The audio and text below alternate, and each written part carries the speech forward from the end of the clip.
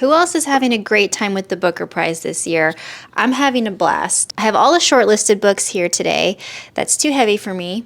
Today I thought we would just do a good old-fashioned ranking of what I think the Booker Prize judges will ultimately select. The Booker Prize is scheduled to be announced on November 10th in London. Today is the 17th of October, so we're a little bit less than a month out now. I've had enough time to sit with all of these books, including The Loneliness of Sonia and Sunny by Kiran Desai, although that one's the longest by a mile and it's the one I finished the most recently. But I have settled on my thoughts on it, and I really just want to squeeze out another opportunity to talk about these books before the Booker Prize is announced in a few short weeks. Oh, hi, Wally.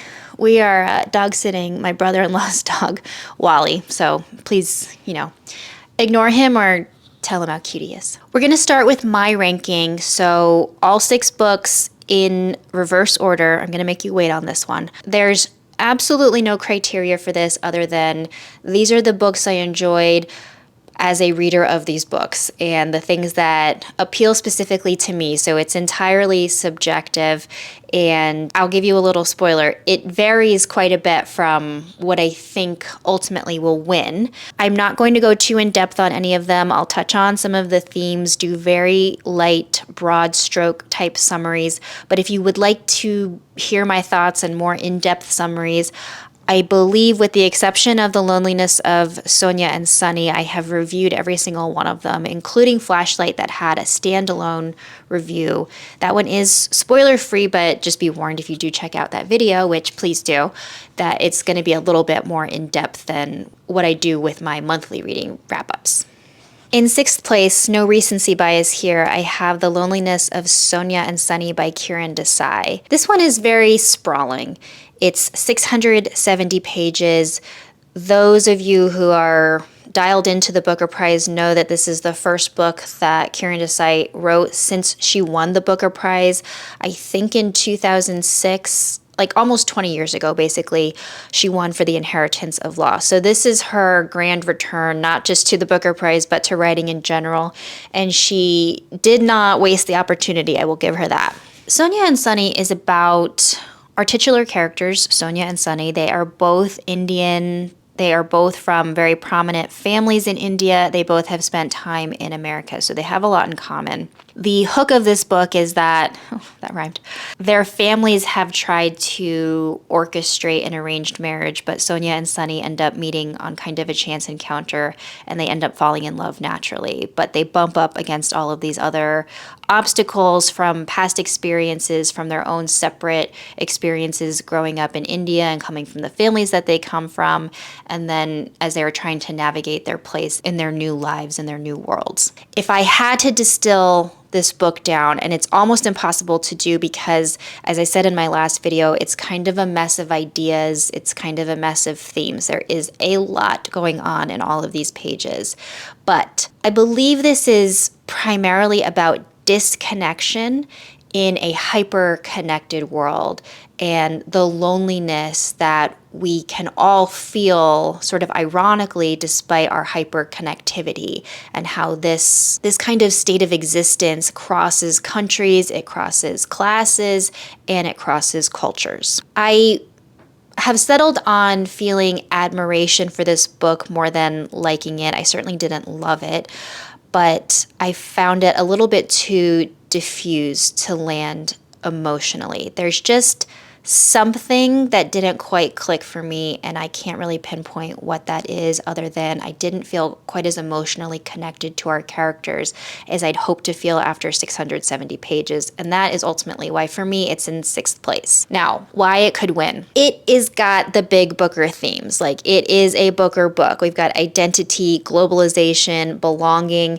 It looks like a winner on paper, right? But I think it's just missing that emotional punch. I don't think that I'm alone in feeling this way. It has a gap there that makes a great novel a really lasting one. And my sense from these judges is that they are looking for something that is going to last. They have been very open talking about books on a reread. So I'd be curious if this one did end up winning, how it worked for them on a reread. I am never going to reread this book, though. I didn't love it nearly as much, and there's just too many books in this world for me to spend another 2 weeks of my life reading this book. But I'm happy that I read it, and I'm happy that I finished it, and now I will probably try to donate it to somebody. Fifth on my personal list is Flesh by David Saloy. Anybody who watched I believe it was my September reading wrap-up video, knows that while I did appreciate this book, I firmly can put it in that category, I found it to be quite depressing, and I was very dramatic in expressing those feelings every time I picked this book up. It just tackles subject matters that, let me put it this way, I didn't go into this book being particularly interested in its main themes of masculinity, the fragility of masculinity. I didn't have a lot of compassion in my heart at the moment, but I am glad that I read it because I found that the sparseness of this book really works. Flesh is about a character whose name is Istvan. We meet him first when he's a teenager in Hungary. He has a very affecting relationship with an older woman in those early chapters of the book, and the book then unfolds episodically, and we can see how that experience shaped Istvan's life, how it maybe developed in him this kind of passivity with which he moves through his life, and the kinds of consequences that flow from that, which might on the surface look to be like a net positive, but you have to wonder how it's truly affecting Istvan. And the passivity in this book is not to be underestimated. I'm sure if you've read other reviews or listened to other YouTubers talk about this book, they will certainly have mentioned that Istvan's catchphrase is okay or sure. He is extremely passive, and that could grate on some people's nerves. It didn't on mine. It just was, there was a gloominess and a grimness to this book that I felt. It was very palpable. And that's what really contributed to my feeling depressed by it. To speak nothing of the first chapter, which was bananas. And I don't know if I mean that in a good way or a bad way. It just was like, whoa, I need to cover my eyes and put this book like in the freezer or whatever. It just needs to be away from me for a little bit. It's about desire, it's about aging, and it's about this kind of moral decay that can occur when we're not engaged with the choices that we are making in life, when we are more of a passenger in the car of life, right? It's also about how we rationalize the ugliest parts of being human. So it's not a pretty book. Why do I think it could win though? Kind of for those reasons. It's not a pretty book. It doesn't shy away from putting a mirror up to humanity and saying, this is what you really look like. It's thematically airtight. It's quite intellectual despite its sparseness. And I feel like the uncomfortability that you feel reading it is very earned. I think it has that thing where it feels important even when you kind of want to look away or, put it in the freezer. Like, who did that? It was on Friends when Joey and Rachel were reading books. It's when Joey's reading The Shining. He puts it in the freezer when it gets too scary, and I can relate. These next two could really go in any order depending on my mood, but I think today it's going to be Andrew Miller's The Land in Winter. This one feels like a classic novel. Like, it just has that feel. Maybe it's the England of it all. Maybe it's because there's some references to World War II. Maybe it's the winter time frame. I don't know. It has all of those kinds of at least surface level little boxes that are all being checked with this book. I don't mean that in a bad way, though. It really works here. Also, yes, I am still dealing with allergies, and, the weather is changing. It's a whole sniffly nightmare. This book is about two couples who are neighbors with each other in a rural area of England.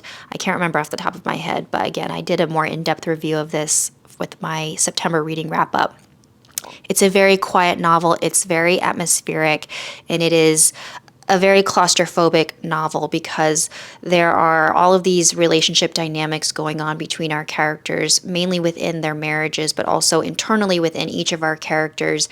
And the setting here in this remote part of England, while a very famous blizzard from the winter, I think it was 1962 and 1963, really disconnected everybody. It wreaked a lot of havoc, and it acts to create more tension as the characters are dealing internally with all of their various struggles. Andrew Miller's writing is beautiful without being too simplistic or too overwrought. He just really strikes a wonderful balance. Why could this one win? For the same reasons I already explained. It feels like a classic. It scratches this kind of literary epic itch. It's humane, it's sweeping without being overly long or overstaying its welcome, and it's very reflective. It feels quite timeless, in other words. And I can see this one having a much longer life after Booker season is over, years into the future, whereas I'm not sure I could say the same thing for all of our other books on this list. Having said all of that about The Land in Winter, I'm now wondering if my order is correct, but I'm going to stick with it, and I'm going to put Audition by Katie Kitamura in the third spot. This one is almost minimalist to the point of anxiety-inducing, but I think that's what makes it work. What makes the tension in this work is its brevity. This book is about an actress who we meet in the opening pages while she is deciding whether to enter a restaurant. And inside the restaurant, we learn that she is going to meet a young man. She does end up going inside the restaurant. She sits down to lunch with this young man, and then he tells her he thinks that she's his mother. That creates this kind of web of issues, and this young man whose name is Xavier, his involvement and presence in her life really kind of destabilizes her. And so we enter this kind of very ambiguous journey through what her reality is versus what is the actual reality. It's tense, it's very beautifully written despite, or maybe because of how deliberate it is. And I think that the emotional withholding in this book is really doing it a service, because you really kind of want to lean in closer. And I can say in the last few pages, I was leaning in, but I was very stressed out by what was happening. And you just don't always get that from a book of this length. So why could this one win? You know, it's the most precise, it's the most stylistic. I think it's also the most experimental. So if the judges are feeling, a little bit daring, then I think Audition would be a great pick. It's a perfect little study in what we show versus what we suppress. And I do think that that is one of the main themes that these judges are interested in, this sort of performance of life versus its authenticity. I don't know that it will win, obviously, but I wouldn't be mad if that one won. I was very surprised by it, especially because it had been a little bit polarizing from what I was reading of the reviews leading up to when I opened up and started that book. If you're keeping track, you know that I have a controversial pick that is near the top. But don't worry, it's not at the top.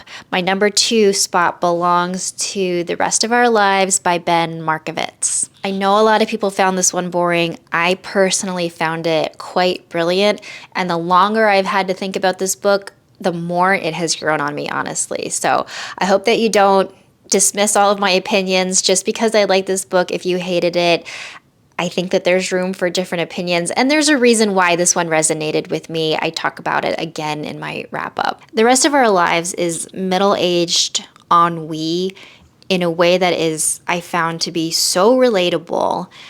It is not about anything that really happens per se. It's just this kind of quiet implosion of several lives that are supposed to feel by this stage of life fulfilled. So we meet our main character, his 50-something-year-old guy whose name is Tom. Tom is having a lot of overlapping problems in his life. He's got health problems, he has career problems, and probably most significantly and most driving the plot forward are his marriage problems. He has made this promise to himself after having learned several years before we start the book that his wife had been unfaithful. This promise to himself that when his youngest child went to college or left the house, turned 18, whatever, that he was going to leave his wife. So we've arrived at this moment. He's taking his youngest child, his daughter, to college. And then what happens is he kind of very passively, this is another passive man to a certain extent, decides to just take a journey onward. So it ultimately becomes this road trip book as Tom is going and visiting all of these old haunts of his, where he is visiting people on the surface, but he's also really maybe not even consciously trying to get in touch with those past versions of himself so he can make a more educated, informed decision about whatever his next step is going to be. But he's also struggling with these other things that are out of his control, like his health, for instance. I found sort of like Audition, the rest of our lives deals with this element of performance, even when we're kind of slowly rotting on the inside. And this is just a little bit more of a nuanced take than Audition, which is very open. In Audition, it's literally an actress. So there's nothing subtle about that. And in this one, this is more about how we all kind of do these performances for the people in our lives, including for ourselves. So yes, I found it very relatable, and why I think it could win is how much the judges talked about how relatable this book is.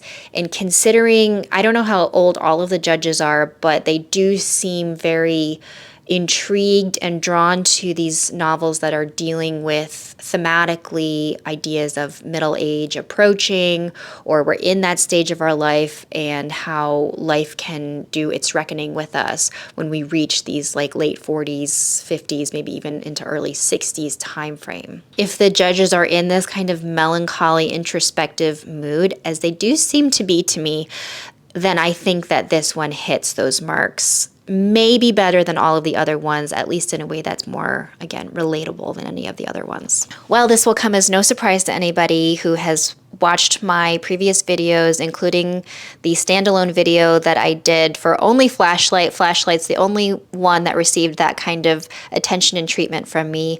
I loved Susan Choi's book, and I'm so glad that it was nominated, not just for the long list, but that it ultimately was shortlisted. This was the kind of book that I have been telling people, please read this book if you haven't heard about it yet, or if you're a little bit put off by its length, which is 200 plus pages shorter than The Loneliness of Sonia and Sonny. This one is a family saga, it's a political thriller, and it's also kind of none of those things in a way, because it really feels more like a meditation on memory and identity, told through those lenses of how do family members change and relate to each other over time, and particularly when something traumatic happens in their lives. How do they each deal with it? I loved how Susan Choi structured this book, where it starts out as one thing and then about halfway through it feels like it's becoming something else, but it's actually not. It just was never that book to start with, and she is taking you on this journey. It's kind of disorienting, but in a really rewarding way, and I love how Choi plays with that disorientation while still allowing you to feel grounded in the story because of how well developed her characters are. So why could Flashlight win? Aside from my personal feelings about Flashlight, this one is just doing everything that I think a prize like the Booker Prize loves.